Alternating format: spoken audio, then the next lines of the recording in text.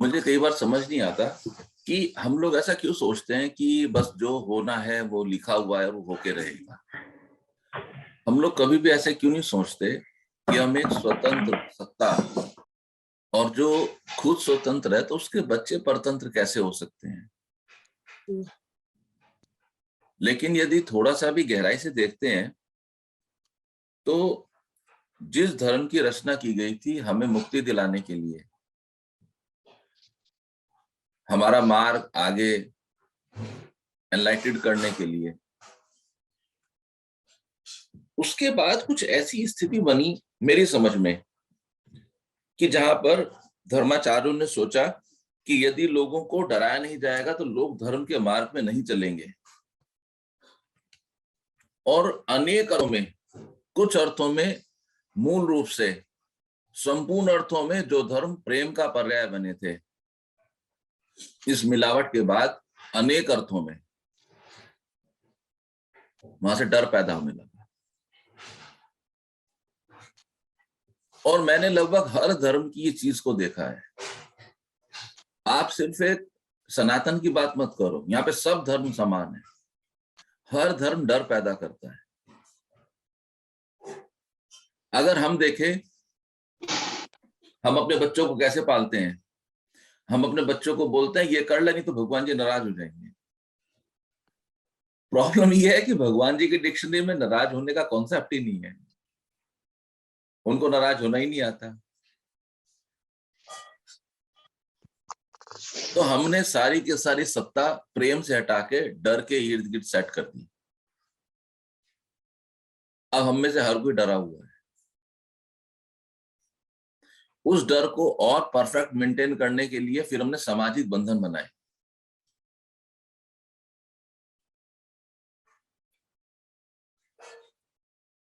वहां पर ये चीज ज्यादा प्रैक्टिस में आ गई कि 500 लोग तो ऐसे कर रहे हैं। तो एक नेचुरल ह्यूमन टेंडेंसी है, a man will go with the flow. जिधर अधिक से अधिक लोग जाएंगे, ह्यूमन टेंडेंसी वो वहीं जाएगा, वहीं मुड़ेगा। तो पहले तो प्रेम हट गया। प्रेम हटने के बाद फिर हम हो गए फॉलोअर। डर आ गया और हम हो गए फॉलोअर। और अब हम उस रास्ते को फॉलो कर रहे हैं जिसका अध्यात्म या ईश्वरीय मार्ग से कोई लेना देना नहीं है। हम सिर्फ और सिर्फ संतुष्ट कर रहे हैं उन लोगों को जो हमारे इर्द गिर्द बेहोश पड़े हैं, सोए हैं, जिंदगी की बेहोशी में बरत रहे हैं, जिनको ईश्वर का, मुक्ति का, सत्यता का और अध्यात्म का कोई बोध नहीं है। सिंपली उनको फॉलो कर रहे हैं और इस तरह से हम अधोगति में गिर रहे हैं। मैंने एक हफ्ते पहले एक क्वेश्चन पुट अप किया था, किसी का ठीक से जवाब नहीं आया। मैं चाहता हूं आज साधक उस प्रश्न का जवाब मुझे दें। मेरा प्रश्न था, क्या था याद है कि आध्यात्मिक कल्याण के लिए क्या योजना है? याद है प्रश्न किसी को? याद है? देखिए, आप जीवन जीते हैं। आपके पास आज मैं किसी को भी पूछूं, चाहे आप 25 साल के, चाहे 30 के, चाहे 60 के, सबके पास अपने भविष्य की योजना है। अभी मैं पूछूंगा, हाँ भाई आपका क्या प्रोग्राम है? बोलेगा प्रभु जी देखो, ये मकान है, ये किराया भी आता है, फिर पेंशन भी आएगी, मेरे बुढ़ापे का काम हो जाएगा। एक योजना है बुढ़ापे की। बेटे का क्या प्रोग्राम है? गुरु जी अभी 12वीं में है, उसका ये फील्ड है, ऐसे ऐसे इंस्टीट्यूट है, कंपटीशन दे गया, हो गया तो ठीक है, नहीं तो मैं उसको लक्ष्मी जी देके करा दूंगा, अगर नहीं हो तो विदेश भेज दूंगा, यूरोप में अच्छे इंस्टीट्यूट्स हैं, कनाडा में आजकल अच्छा है। सारी योजनाएं हैं। स्वास्थ्य खराब है, फला डॉक्टर मेरे मित्र हैं, फला डॉक्टर मेरे मित्र हैं, उनसे बात हो गई है, उन्होंने कहा ऐसे कर लो, योजना है। भोजन कैसे बनेगा? कोई बात नहीं प्रभु जी, महीने का राशन मंगा के रखते हैं, पूरी योजना 1 महीने का राशन की। आप किसी एक चीज पे निगाह डाल के देखिए जिसकी आपके बारे में योजना नहीं है, किसी एक चीज के बारे में। आप मुझे कृपया इनिशिएटिव लेके बताइए कि वो कौन सा फील्ड है जहां पर योजना नहीं बन सकी? कोई बता सकते हैं? कोई इंटरेक्ट करना पसंद करेंगे?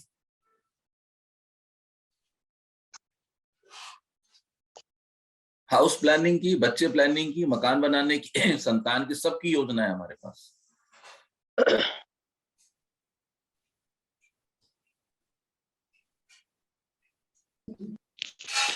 स्वयं के उत्थान की योजना नहीं है हमारे पास। स्वयं के उत्थान की योजना नहीं है, सोचा भी नहीं कि क्या इसकी भी कोई योजना हो सकती है। तो मेरा दूसरा प्रश्न है, क्या हमने कभी सोचा कि स्वयं के उत्थान के लिए कोई योजना बनाई जा सकती है? किसी ने बताया ही नहीं आज तक। इस बारे में सोचना भी चाहिए। हाँ, सर ये मैं बात तो सही है। हाँ जी, सर मैं तो ये सोचती थी कि मैं ऐसी बन जाऊं जैसे भगवान जी को मैं पसंद आऊं बस। देखो, एक लड़की कहे मैं माँ जैसी बन जाऊं तो बात समझ आती है, क्योंकि माँ को देखा है। मुझे एक बात का पूरा विश्वास है, हम में से किसी ने ईश्वर को नहीं देखा। ठीक है ना? पर जब सुना हुआ ना तो सुन के लगता ना कि ऐसा इंसान बनूं कि भगवान जी को अच्छा लगे। आपने जो सुना है, क्या उसने ईश्वर को देखा है?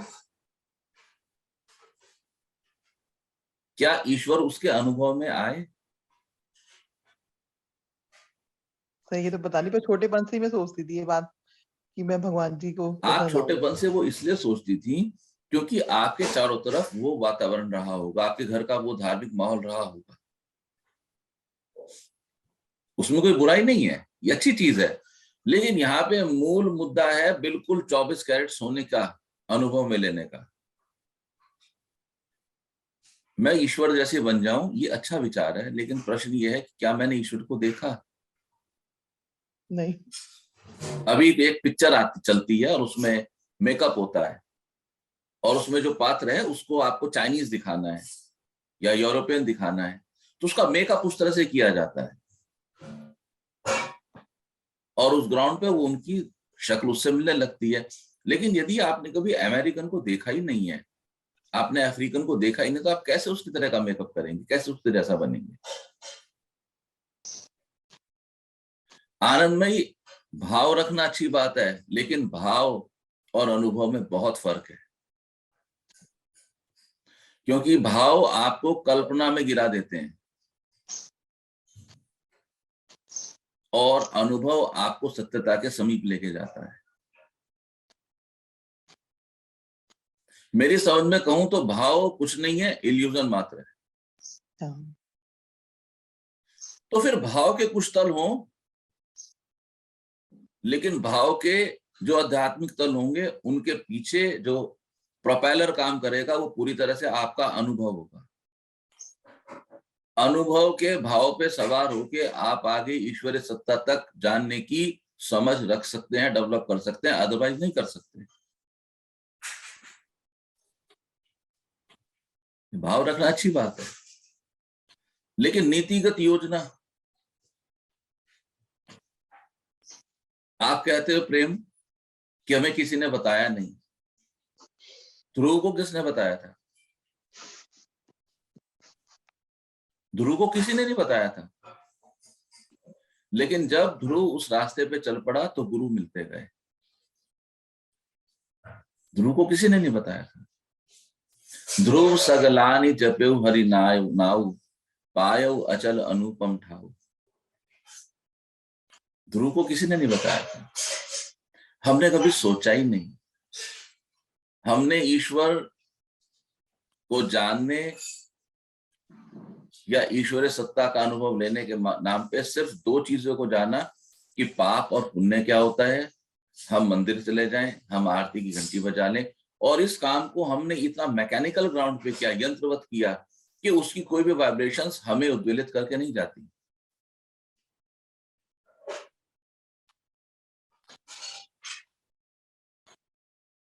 क्या आपको इस बात की जानकारी है? सर अब जब हमने खुद से थोड़ा बाकी संसार से थोड़ा ध्यान हटाया और खुद पे डाला है तो समझ आती है कि जैसे ध्रुव का आप बता रहे हैं, so that is the way. और हमें जो डिविनिटी विद इन सेल्फ है उसको एक्सपीरियंस करना है।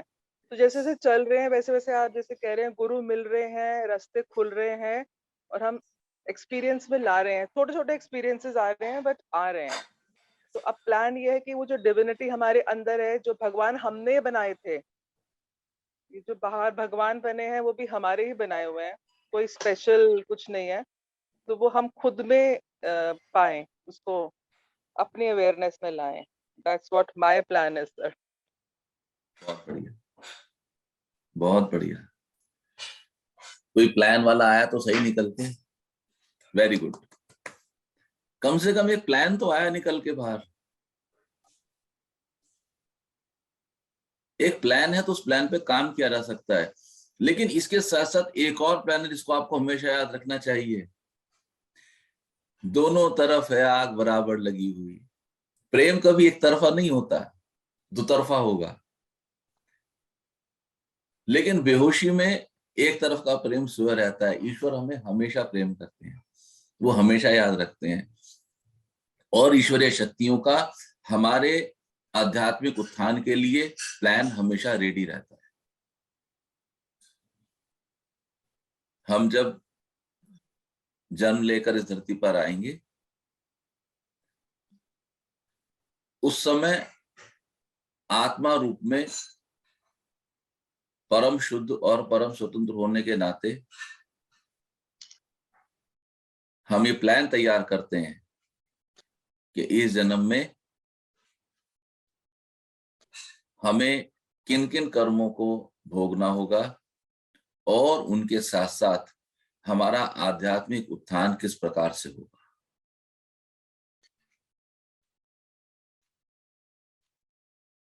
कर्मों को भोगते हुए हम कुछ विशेष लेसन्स को लर्न करते हैं,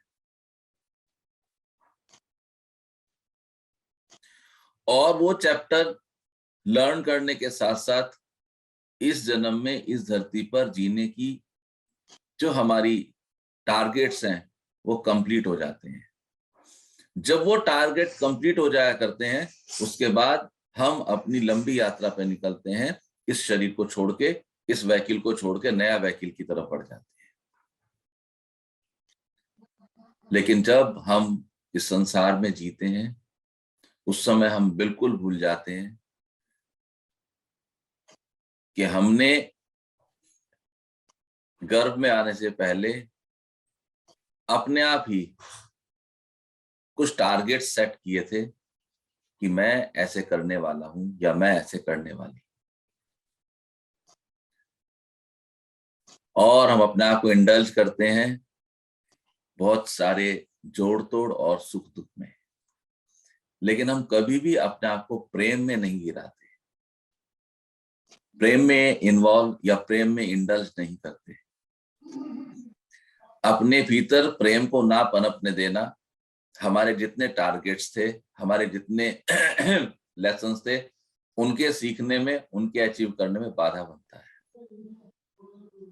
और अब हम इस धरती से जब विदा लेते हैं तो अधिक कष्ट में होकर विदा लेते हैं, और जब हम वापस पहुंचते हैं वह अपना ही स्वरूप, जैसे मृत्यु को प्राप्त होते हैं तो हम अपने स्वरूप को प्राप्त होते हैं। जब हम वापस पहुंचते हैं और जब हम रियलाइज करते हैं कि निकले थे कहाँ जाने के लिए, पहुंचे हैं कहाँ मालूम नहीं, कहाँ जाने के लिए निकले थे, क्या करा है धरती पे जाके। कभी अपने से पूछना कि जब से मैं इस धरती पे चल रहा हूं, क्या ये धरती और सुंदर हुई?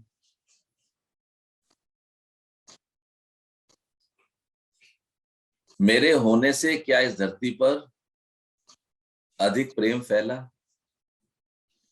अधिक अपनापन हुआ? मेरी उपस्थिति से यहाँ पर नेगेटिविटी, भ्रम और संशय तो नहीं फैल रहे हैं? क्या मेरे संपर्क में जो भी लोग आए, मैंने ठीक से उनका मार्गदर्शन किया? इस जीवन में मेरी संपर्क में जो जो आत्माएं आई क्या मैंने उनको प्रेम से डील किया? ऐसे कुछ प्रश्न अपने आप से करके देखो। जो ड्यूटीज मुझे मिली जन के साथ, क्या मैंने उनको प्रॉपरली फुलफिल किया? क्या मैं सेवा कर रहा हूं? क्या मेरे होने से प्रेम की धाराएं प्रस्फुटित होती हैं? क्या मैं जहां बैठता हूं वहां विवाद पैदा हो जाता है? लोगों की मानहानि में या लोगों के असम्मान में क्या मुझे आनंद आता है? क्या मैं अपनी बात लोगों के ऊपर थोपता हूं? ऐसे अपने आप को जानने की कोशिश करो। ये अनंत प्रश्न हो सकते हैं, और धीरे धीरे धीरे धीरे आप पाएंगे कि इन्हीं प्रश्नों से निकल के इस जन्म में जो अपने अध्यात्म उत्थान की योजना आपने प्री बर्थ अप्रूव की थी, आप ऑटोमेटिकली उस योजना पे काम करते हुए आगे बढ़ रहे हैं, ना कि किसी को गिराने के, धमकाने के, डराने के और मारने के। और जब आप उस योजना पे आगे बढ़ने लगते हैं, तब आपके अनुभव में आएगा कि प्रकृति किसी ना किसी रूप में आपको मदद कर रही है, आपको सहयोग कर रही है, क्योंकि आपका मार्ग उल्टा है, तो इसलिए पानी आपको कष्टकारी लगता है। लेकिन यदि आप फ्लो के साथ स्विम करेंगे तो पानी की ऊर्जा कष्टकारी नहीं, आपकी सहयोगी हो जाएगी। अगर किसी व्यक्ति को लगता है कि मेरे जीवन में बहुत अड़चने हैं, बहुत कष्ट हैं, मुझे लोग सहयोग नहीं करते, तो आपको जानना चाहिए कि आपके जीवन में आप अपने निर्धारित मार्ग से ऑपोजिट डायरेक्शन में गति कर रहे हैं। प्रकृति के आपके अध्यात्म कल्याण की जो योजना है, आप उसके विपरीत जा रहे हैं। आपको अपना मार्ग बदलने की आवश्यकता है। आपको ये सोचना होगा कि सिर्फ आप और आप ही अपने मार्ग को, अपनी दिशा को बदल सकते हैं, और ये काम कोई नहीं कर सकता। इसके लिए आपको जागना होगा। मैं आप सबसे पूछना चाहता हूं कि आपके आध्यात्मिक कल्याण की इस जीवन में आप कभी इस चीज को विचार में लेना कि क्या कारण रहा आदिशंकर इतनी जल्दी चले गए। जहां तक मेरी समझ है, जितना मैंने जाना, शायद वो सिर्फ 32 साल के थे, और 32 साल जैसी उम्र में और उस युग में आप एक शक्तिपीठ बताइए जहां आदिशंकर नहीं गए।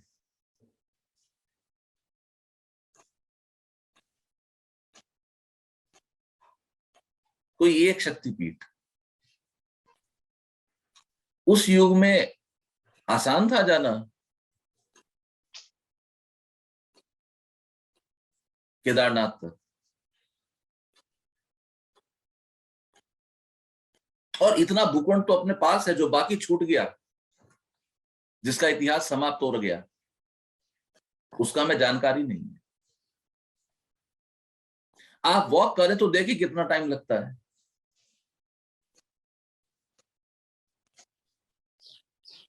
और धरती पर चलते हुए जनमानस के रूप में राम और कृष्ण के बाद यदि भारतीय समाज पर सबसे ज्यादा किसी ने छाप छोड़ी है तो आदिशंकर है।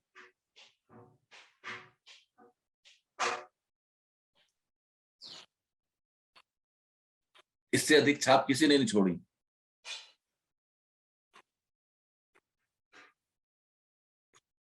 बत्तीस साल। स्वामी विवेकानंद 39 इयर्स मेरे ख्याल से। 42 शायद से। 42 से शायद से 42 भी कुछ ज्यादा नहीं है। और ये वो लोग हैं जिनकी लाइफ स्टाइल अच्छी है, जिनका भोजन अच्छा है,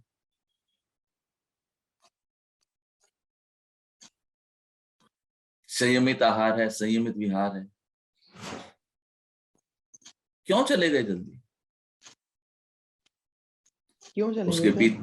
उसके पीछे एक ही बात नजर आती है कि वो अपने जितने आध्यात्मिक उत्थान की योजना बनाकर इस पृथ्वी पर आए थे, उन्होंने पूरे फोकस से अपना वो काम किया, वो काम निपटाया, तो अब इस रूप में उनकी आवश्यकता समाप्त हो गई है। Target is fulfilled. नियति ने जो योजना बना के उनको भेजा था वो पूरी हो चुकी है, उनका रोल पूरा हो गया है।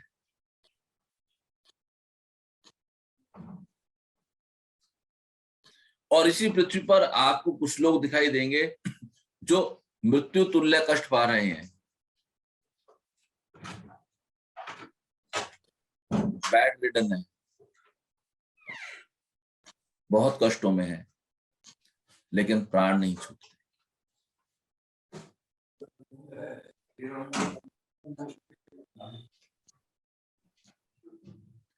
प्रकृति, ईश्वरीय सत्ता उनको जो लर्निंग देना चाहती है, वो उस लर्निंग को रिसीव करने के मूड में नहीं है।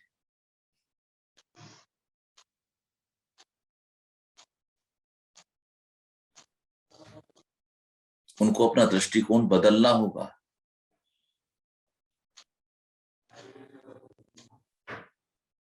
और उनके लिए कहा गया जो अपना दृष्टिकोण नहीं बदलेंगे, पुनरपि जन्म पुनरपि मरणम, वो बार बार जन्म लेंगे और मरेंगे।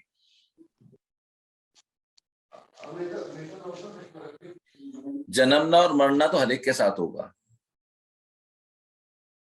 लेकिन हम अपने जीवन के अनुभव में देखते हैं कि कुछ लोग बड़े आनंद के साथ जीते और आनंद के साथ मर जाते हैं।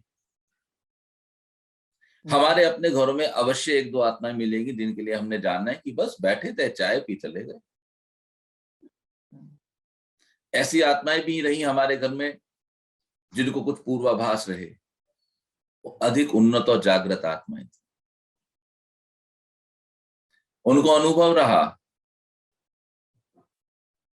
कि ऐसा घट सकता है, तो उन्होंने वो कह दिया और वो सत्य साबित हुआ। लेकिन हमारे आसपास कुछ ऐसी आत्माएं भी मिलेंगी जिनको कष्ट हुआ, जिसका अर्थ ये हुआ कि प्रेम का जो संदेश उनको इस धरती पर सीखने के लिए भेजा गया था, उस संदेश को सीखने में उनकी गति नाकाफी रही।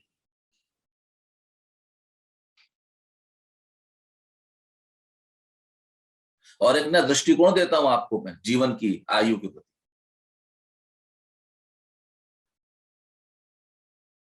पहले कहा गया कि आयु निर्धारित है, एज कितनी होगी।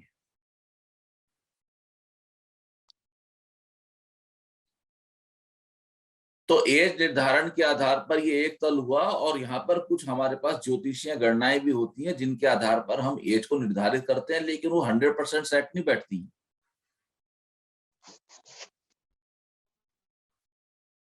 तो एक ही मैथमेटिक्स, एक ही गणना एक व्यक्ति पे सेट बैठती है, एक पे वो प्रूव नहीं होती है।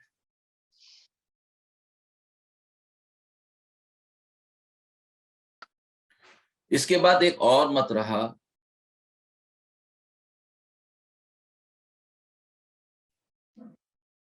आयु की लंबाई सांसों से चलेगी, जितने सांस दिए हैं ईश्वर ने। इस पे वैज्ञानिक तर्क भी रहा कि कछुआ क्योंकि बहुत धीमे सांस लेता है तो 300 साल तक जीता है, कुत्ता क्योंकि बहुत फास्ट सांस लेता है तो नहीं जी पाता, खरगोश नहीं जी पाता इतना। हो सकता है, इसमें कोई आपत्ति नहीं है, इस तरह के सूत्र बैठते हैं।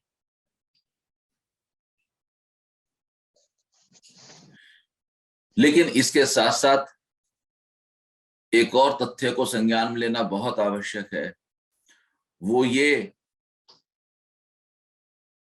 कि एक व्यक्ति इस जीव के रूप में यदि अपने आध्यात्मिक विकास के लेसन्स को ठीक से या समझ ले, तो मेरा मानना है कि उसके जीवन की यहाँ पर फिर अधिक आवश्यकता नहीं है। अब उसको अपने आध्यात्मिक विकास के लिए दूसरा चोला धारण करना पड़ेगा। और एक व्यक्ति यदि ऐसा करने में संभव सक्षम ना हो, उस सिचुएशन में उसको अधिक कष्ट भुगतने पड़ेंगे।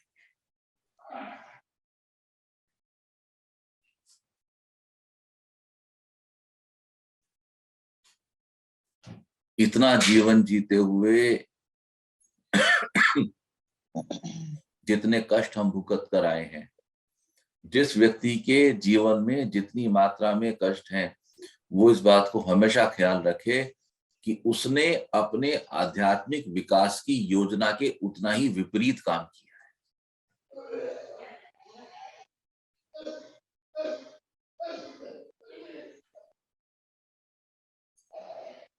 इसलिए मैं आप सबसे निवेदन करता हूं कि आपकी जैसी बहुत सारी योजनाएं हैं, घर बनाने की, फैमिली एक्सटेंशन या फैमिली प्लानिंग की, लक्ष्मी जी की, हेल्थ की, रिटायरमेंट प्लान्स की, या तो किसी भी क्षेत्र की, कृपया इसी तरह से इस विषय पर विचार करें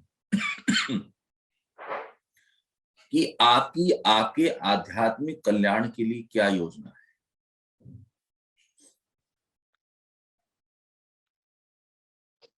इस विषय पर चिंतन करें।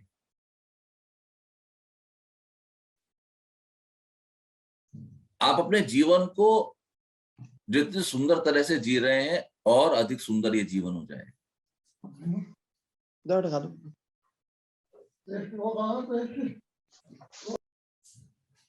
आप विचार करें इस चीज का, और इस सब्जेक्ट पे थोड़ा टाइम दें स्वयं को। पूछें स्वयं से कि मेरे जीवन में मेरे आध्यात्मिक कल्याण की क्या योजना है, प्रकृति ने मुझे क्या सीखने के लिए भेजा है।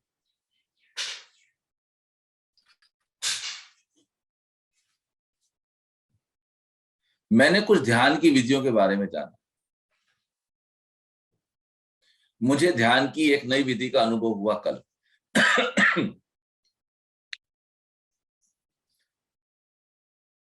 और मैंने उस विधि का प्रयोग किया। आप लोगों को जान के आश्चर्य होगा, कल से, यानी कि पिछले, अब 7 बज गए ना, ये बात होगी कल शाम 12 घंटे से मेरे स्टमक का टेम्परेचर अलग है। कोई भी साधक अगर चाहे तो मेरे पास आके चेक कर सकते हैं, मेरा ये टेम्परेचर अलग है, स्टमक का अलग है, जबकि वो हमेशा एक से रहते हैं। तब मैंने इस बात को एहसास में लिया कि जब मैं बहुत छोटा हुआ करता था, यानी कि शायद 10-11 साल का, मैं तब उस ध्यान की विधि को प्रयोग में लाता था अपनी थकान मिटाने के लिए, लेकिन मुझे इसकी जानकारी नहीं थी। और जब मैं थोड़ा बड़ा हुआ, यानी कि मैं 10वीं 11वीं 12वीं में आया, तो मैं अपने दोस्तों को ये विधि बताया करता था कि यार तू टेंशन रिलीज हो जाएगा।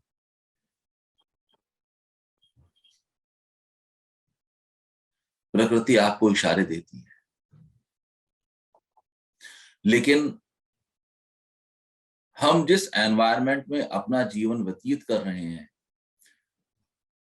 वहां पर ऐसा बताने वाला कोई भी नहीं है कि इन इशारों के पीछे बहुत बड़े सूत्र छुपे हुए हैं, और वो इग्नोर हो जाते हैं। जितनी जल्दी हमारा फोकस इन विचारों पे आ जाएगा,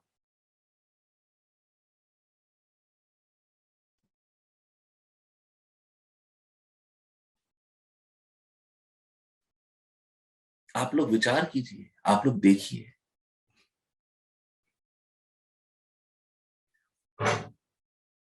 प्राकृतिक सत्ताएं आपको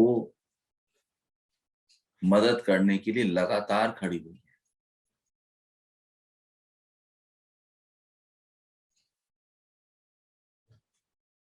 आपकी गाड़ी चल निकलेगी, वो नहीं रुकेगी। मेरा आपसे करबद्ध निवेदन, कृपया अपने इस जीवन की आध्यात्मिक विकास की प्रकृति द्वारा बनाई गई योजनाओं के बारे में चिंतन करें और चर्चा करें।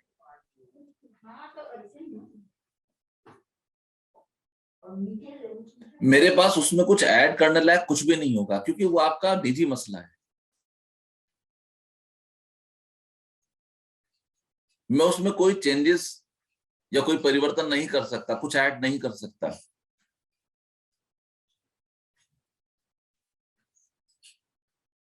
लेकिन यदि आप अपनी उस पूर्व निर्धारित योजना के प्रति जाग जाएं, तो इससे बड़ा वरदान भी कोई नहीं। यदि आप इस बात को जान लें कि ये जीवन एक सतत धारा है, जो आज इस बॉडी के रूप में प्रेजेंटेशन में आ गया है।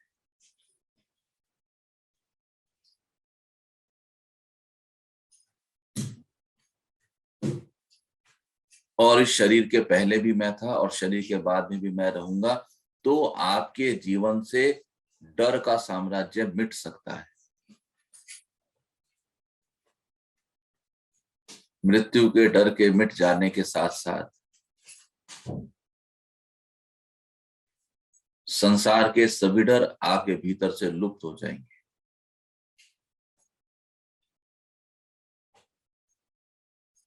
तो सबसे बड़ा डर वो मृत्यु का है। और जब आप जीवन जीने की अवस्था में संसार के छोटे छोटे डरों से मुक्त हो जाएंगे, तब आप अपने को बेहतर डील कर पाएंगे।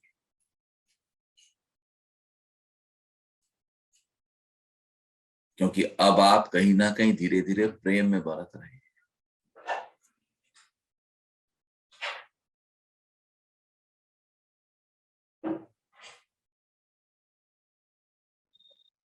आप सभी साधक अपनी आध्यात्मिक योजना के बारे में, उसके लिए कोई भारी भरकम शब्दों की रिक्वायरमेंट नहीं है।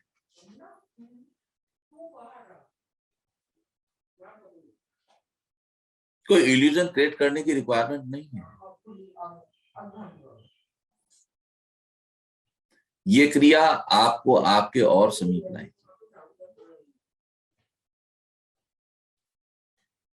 एक झोंका और अपने पास से होकर गुजरेगा। आपका आपसे और बेहतर परिचय होगा। आप अपने को और बेहतर समझ पाएंगे।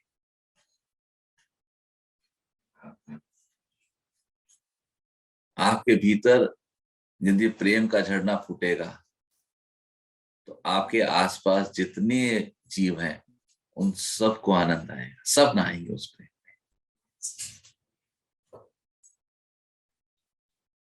मेरा निवेदन है, कल से साधक अपने आध्यात्मिक उत्थान की योजना के बारे में चर्चा करेंगे। आइए, तब तक के लिए सभी लोग अपने को अनम्यूट करेंगे। आइए कुछ क्षणों के लिए साधिका रिंकी के सानिध्य में ओम अक्षर का उच्चारण करें।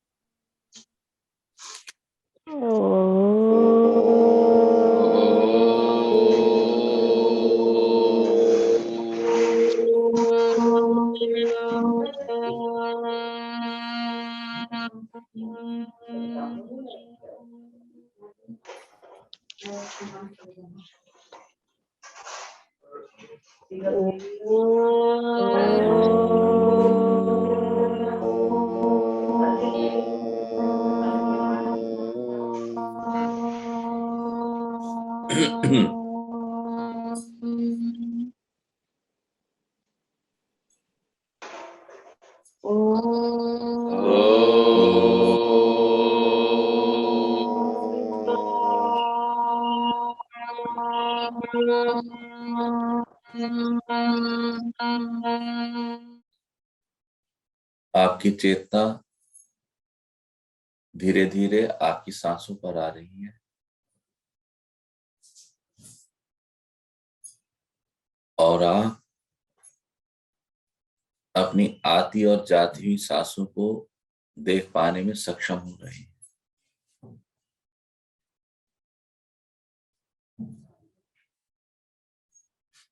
आपकी सांस भीतर उतर रही है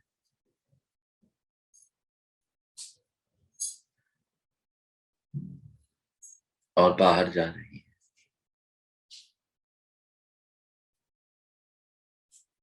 आपका बॉडी एकदम लाइट है।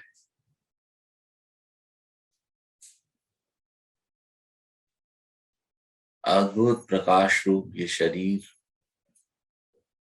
पूरी तरह से रिलैक्स है। आप बहुत प्रसन्न और आनंद की अवस्था में हैं। मुस्कुराहट आपके चेहरे पर, और धन्यवाद आपके हृदय पर उन सभी लोगों के प्रति जिन्होंने आपको इस जीवन में यहाँ तक पहुंचाने में और बहुत से नए सबक सीखने में सहयोग किया।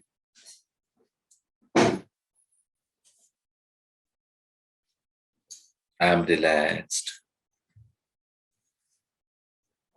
I am relaxed.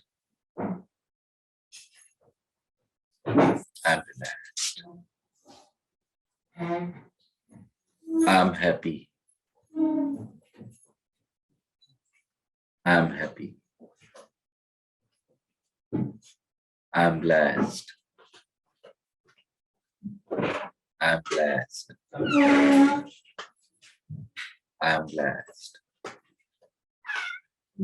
आइए इसी भावना के साथ धीरे से अपनी आंखों की पलकों को खोल देने का प्रयत्न करेंगे।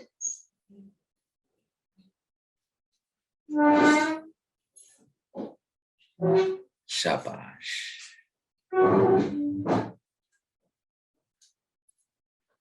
अच्छा लग रहा है? भजन कौन सुनाएंगे?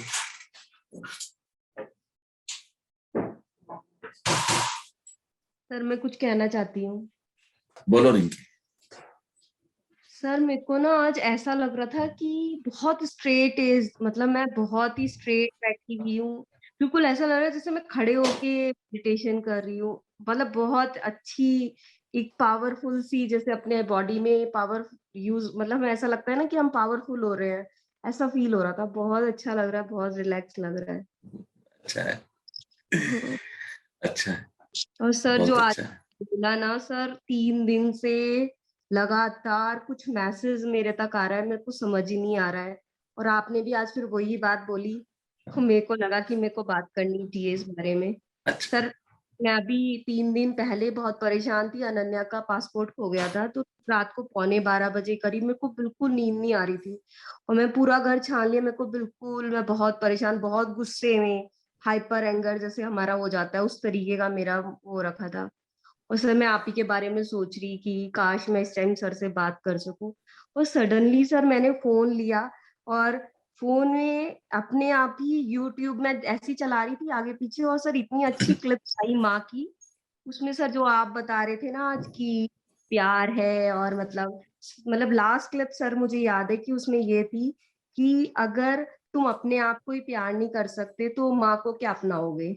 और माँ, माँ तो प्रेम का रूप है। और जो सब कुछ हो रहा है, जो भी प्रॉब्लम्स आ रही हैं, वो धीरे धीरे ठीक होंगे। और ठीक है, जो हो रहा है उसी में प्यार से रहो।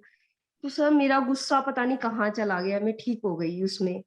और फिर सर दूसरे दिन ऐसा हुआ कि मेरे को रात को कहीं पे इस्कॉन टेम्पल पे जाना था। तो सर जो आपने सेम क्वेश्चन पूछा अध्यात्म वाला, सेम यही क्वेश्चन उन्होंने भी पूछा था। तो सर रात को वहां पे मैंने पूरी वगैरह खाई, वो तो उन्होंने अपना जो बताया बताया। उसके बाद मैंने सर वहां पे प्रसाद में पूरी बनी हुई थी। सर रात को मेरे को नींद आ गई, लेकिन सुबह 2:45 बजे मेरे को बहुत पेन हो रहा था पेट में, बहुत ज्यादा, मतलब इतना हो रहा था। मेरे को लग रहा था इन्हें उठा के मुझे ये ना कहना पड़े कि मेरे को तुम डॉक्टर के यहाँ ले जा लो। और सर मेरे को लगा मेरे को ऐसा करना चाहिए, इस टाइम बैठ के ना मेडिटेशन करना चाहिए, शायद मेरा ठीक हो जाए। सर मैंने स्लीपिंग मेडिटेशन लगा लिया। और सर पता नहीं वो दर्द मेरा कहाँ गायब हुआ, मुझे नहीं पता अच्छा सर। है।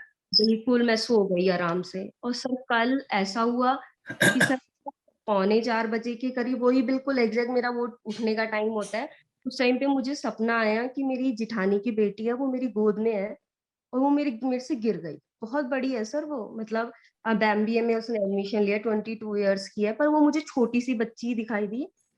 और मैं बड़ी परेशान हो गई उठ के, कि मेरे को लगा कि यार वो मतलब उसके साथ ऐसा क्या हुआ कि वो जो मुझे ऐसा सपना दिखाई दिया। मैंने 9 बजे उसको मैसेज करा कि चारू तू ठीक है। तो उसका मैसेज आता है कि चाची मैं 3 दिन से बहुत परेशान हूँ, और मैं आपके पास आने की सोच रही थी। फिर वो मेरे पास आई, तो फिर मैंने उससे बात बूत करी, काफी टेंशन से में थी। फिर आज मैंने अभी सुबह जब उठी तो उसका मैसेज आया था, चाची मैं बहुत रिलैक्स हुई आपसे मिलके। तो सर मतलब जो आपने बताया उसमें मुझे लगा कि सही में हमें प्रकृति मैसेज देती है कुछ ना कुछ। पासपोर्ट कहाँ से मिला फिर? मिला नहीं सर अभी, पर मेरा गुस्सा गायब हो गया। अच्छा है। दूसरा, जब वो आपकी भतीजी आपको मिलने आई तो जो टॉकिंग था, उस टॉक में कितना टाइम में कितना परसेंट टाइम आपने बात की, कितना परसेंट टाइम आप बोली, कितना परसेंट टाइम वो बोली? सर हम दोनों बराबर बोले। आपने यहाँ थोड़ी चूक कर दी। आपको उसको सुनना चाहिए था। आपके साथ ये चीजें घटेंगी, आनंदी के साथ तो बहुत होने लगा है। आपके इर्द गिर्द जो लोग हैं वो कष्ट में होंगे, वो आपको याद करेंगे, आपके पास आएंगे और वो रिलैक्स हो जाएंगे, क्योंकि अभी आप अपने समीप आ रहे हो धीरे धीरे, ये ऑटोमेटिक घटेगा। तो आप सबको ख्याल रखना है कि कोई भी कष्ट का व्यक्ति आपके पास आए तो आपको उसको सुनना है, आप उसको सुने। हम लोग सब इस धरती पे एक रोग से पीड़ित हैं कि कोई हमें सुन ले। आपको पता है विदेशों में ये एक जॉब है, जहां पर जो वृद्धाश्रम है वहां पर लोग उनको सुनने के लिए जाते हैं, एक जॉब है ये, कोई सुन ले।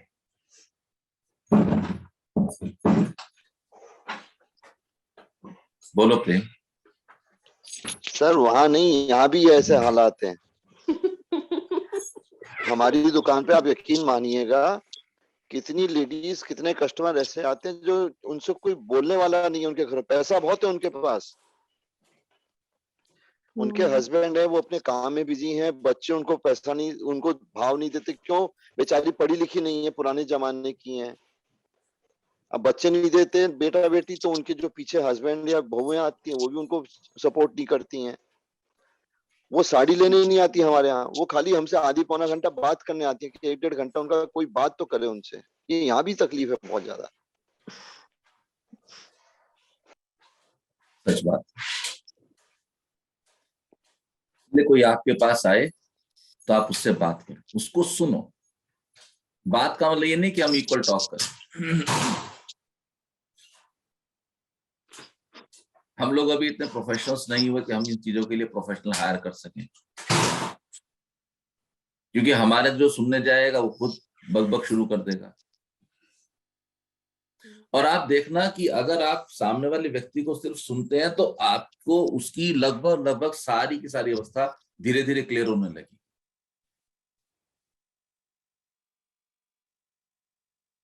क्लियर हो जाएगी। कल मेरे पास एक व्यक्ति आए बाहर से, उनकी शक्ल देख के मैंने उनको बोला कि आपके जीवन में स्लो पॉइजन है,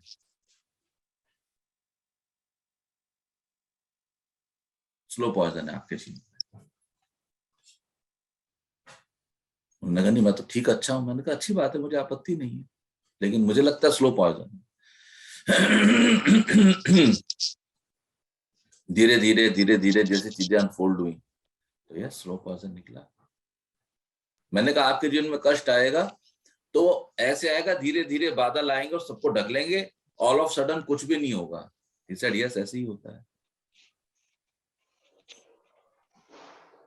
कई साल लग जाएंगे समस्या आने में, लेकिन आपको तब पता लगेगी जब वो समस्या हावी हो जाएगी। ऐसी स्लो पॉइजन है। जैसे जैसे आप साधना करेंगे, अपने समीप आएंगे, आप अपने को देख पाएंगे तो आप सबको देख पाएंगे। ठीक है, भजन कौन सुनाएंगे? कोई और कुछ कहना चाहते हैं? कह सकते हैं। भजन कौन सुनाएंगे? पहले भजन के लिए हाथ खड़ा करो। हाँ प्रेम, वेरी गुड। कल के लिए भी भजन। आज अक्षत को एक और वो मिलेगा माँ की कृपा से। क्या मिलेगा सर? एक अभी इनके स्कूल ने ऑल इंडिया लेवल पे 24 स्कूल है सर, दिल्ली के भी थे 2 स्कूल, गुजरात, बॉम्बे, लखनऊ वगैरह के इस सब जगह के स्कूल्स का एक कंपटीशन हुआ था, डिबेट कंपटीशन, पार्लियामेंट्री डिबेट होती है सर।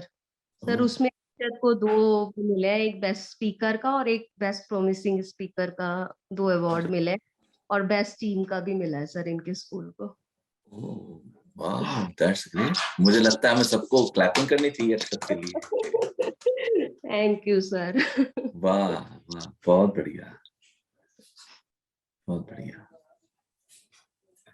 ठीक है, कोई कुछ कहना चाहते हैं? नहीं तो फिर भजन। एक आपके साथ जो जो जुड़े हुए हैं भाई, सबको बताओ कि अब त्योहार खत्म हो चुके हैं, अब साधना फिर से शुरू करनी है, क्योंकि हमारा मन साधना से सबसे पहले भागने को करेगा। हाँ जी सर। ठीक है, प्रेम। मैली चादर ओढ़ के कैसे द्वार तुम्हारे आऊं, हे पावन परमेश्वर मेरे, मन ही मन शर्माऊं। मैली चादर ओढ़ के कैसे तूने मुझको जग में भेजा, निर्मल दे कर काया, आकर के संसार में मैंने इसको दाग लगाया। तूने मुझे जग में भेजा देके निर्मल काया। व्हाट इज दिस निर्मल काया? दिस इज योर आध्यात्मिक प्लानिंग। एंड व्हेन यू से मैंने इस पे दाग लगाया, तो आप कह रहे हैं कि मैंने अपने आध्यात्मिक प्लानिंग को प्रॉपरली फॉलो नहीं किया, मैंने उसको छोड़ दिया। जन्म जन्म की मैली चादर कैसे दाग छुड़ाऊं। और मैंने इस जन्म नहीं, कई जन्मों से अपनी फ्यूचर प्लानिंग को फॉलो नहीं किया, जन्म जन्म में मैली हो गई है। आज अपना भी भजन हो गया, देखिए आपकी बात के ऊपर तो ये वाला अपने आप ठाकुर जी सब करा लेते हैं। मैली चादर ओढ़ के कैसे निर्मल वाणी पाकर तुझसे नाम न तेरा गाया, नैन मूंद कर हे परमेश्वर कभी न तुझको ध्याया, मन वीणा की तारे टूटी अब क्या गीत सुनाऊं। वाणी का यूज करना था हमें इस तरह के टॉक्स में कि जहां पर हम परस्पर एक दूसरे को आध्यात्मिक उत्थान में या प्रेम में सहयोग कर सके, वो हमने नहीं किया। आंख मूंद कर कभी तुझे नहीं ध्याया, कभी हमने मेडिटेशन नहीं किया। इससे क्या हुआ? मेरे मन वीणा की तारे टूट गई, क्योंकि ये जो मन है ये विकृत अवस्था में संसार की ओर भाग गया है, और जब ये सुकृत अवस्था में होगा तो ये ईश्वर की तरफ मुड़ जाएगा। मैली चादर ओढ़ के कैसे नेक कमाई करी न कोई, जग की माया जोड़ी जोड़ के नाते इस दुनिया से तुझ संग प्रीति तोड़ी। नेक कमाई के दो ग्राउंड हैं, एक तो मैंने व्हाइट पे पैसा कमाऊं, सरकार को टैक्स देके गलती से गड़बड़ ना कमाऊं। दूसरी नेक कमाई वो कमाई जो इस शरीर के बाद भी मेरे साथ जाने वाली है। मैंने कितने लोगों को प्रेम में सहयोग किया, मैंने कितने लोगों को मार्ग दिखाने की चेष्टा करी। और दूसरा मैंने क्या किया, मैंने अपने आप को समाज में उलझा दिया। जब जब मैं समाज की ओर जाऊंगा तब तब ऐसा होगा कि मैं तुझसे दूर जाऊं। कर्म गठरिया सर पर राखे पग भी चल ना पाऊं, तेरे इन मेरे इन पैरों से चल कर तेरे मंदिर कभी न आया, जहाँ जहाँ हो पूजा तेरी कभी न शीश झुकाया, मैली चादर हे पावन परमेश्वर मेरे, मन ही मन शर्माऊं, मैली चादर ओढ़ के कैसे। राधे राधे। बहुत बढ़िया, धन्यवाद रिंकी, धन्यवाद प्रेमा, आप सबका बहुत बहुत धन्यवाद। बहुत सुंदर। कल मिलेंगे सुबह। जय माता जी। जय माता।